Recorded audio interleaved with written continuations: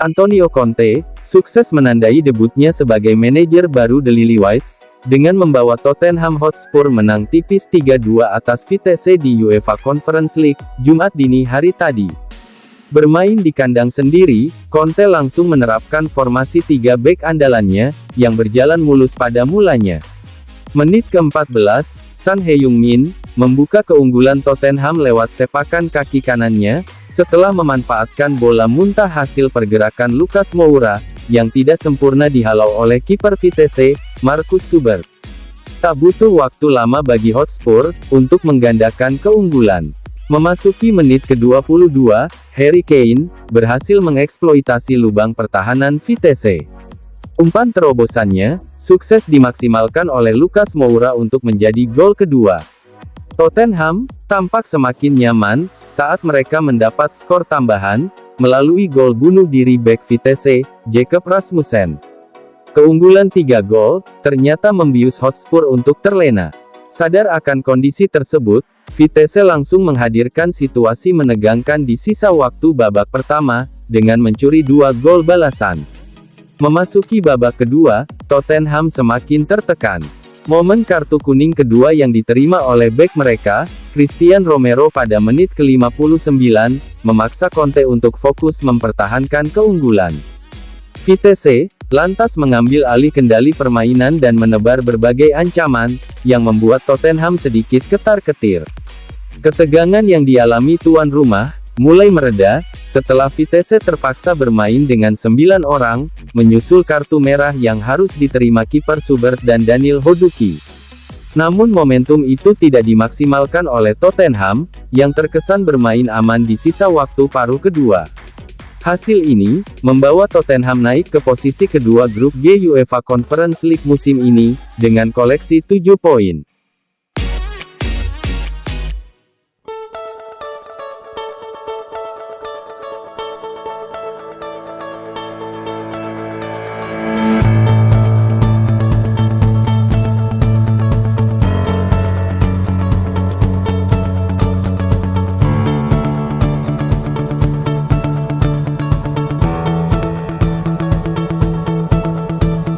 Barcelona berharap bisa membuang Philippe Coutinho ke Newcastle United, demikian menurut laporan dari Sport.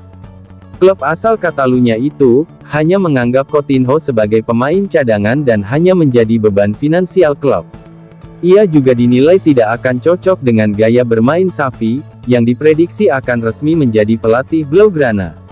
Sejak dipecatnya Ronald Koeman, Coutinho adalah salah satu pemain yang turut jadi korban.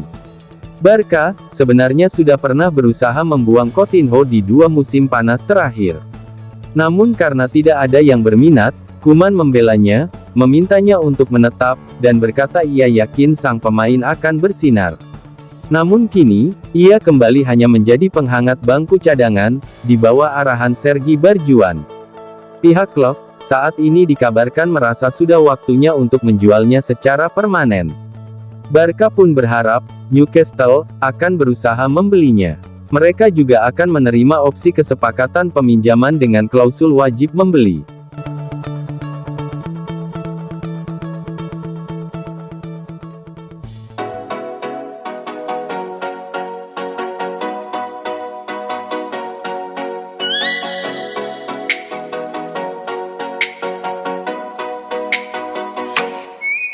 Manchester United ingin kembali ke jalur persaingan juara, dan untuk melakukan itu, mereka harus mengatasi perlawanan Manchester City pada akhir pekan ini.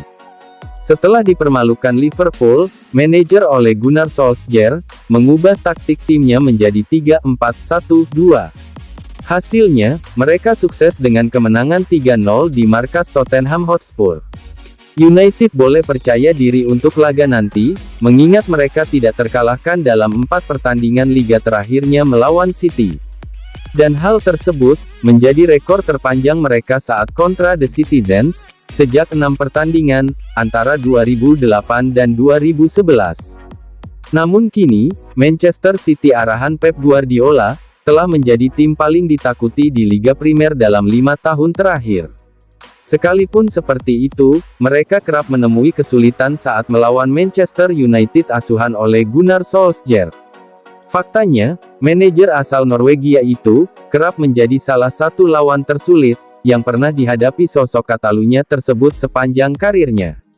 Ole sendiri berhasil memenangkan 4 dari 8 pertemuannya dengan Guardiola di semua kompetisi, yang merupakan rasio kemenangan terbaik dari manajer manapun saat jumpa mantan bos Barcelona itu. Tak hanya di situ, Ole juga satu-satunya manajer yang mengalahkan Guardiola lebih banyak ketimbang catatan kekalahannya. Jelang laga ini, Rafael Varane, yang mengalami cedera pada babak pertama saat melawan Atalanta, dikabarkan harus absen selama sebulan ke depan, akibat permasalahan hamstring. Sedangkan Paul Pogba, harus melanjutkan suspensi domestiknya meski kemarin bermain di Liga Champions. Namun, setelah melihat penampilannya pada pertengahan pekan, absennya Pogba takkan menjadi hal yang terlalu buruk. Dari pihak City, Aymeric Laporte harus menjalani larangan 1 pertandingan melawan Manchester United, menyusul kartu merahnya saat laga kemarin, dan John Stones kemungkinan akan menggantikan tempatnya. Sedangkan Raheem Sterling mulai tersisih musim ini, dan sulit baginya untuk menjadi starter pada laga ini, mengingat dia tidak pernah mencetak gol melawan Manchester United dalam 23 penampilan karirnya. Jadi, bagaimana menurut kalian? Apakah United akan mampu meneruskan tren positif mereka? Atau City akan kembali menjadi momok bagi tim setan merah tersebut? Silahkan tinggalkan pendapat kalian di kolom komentar.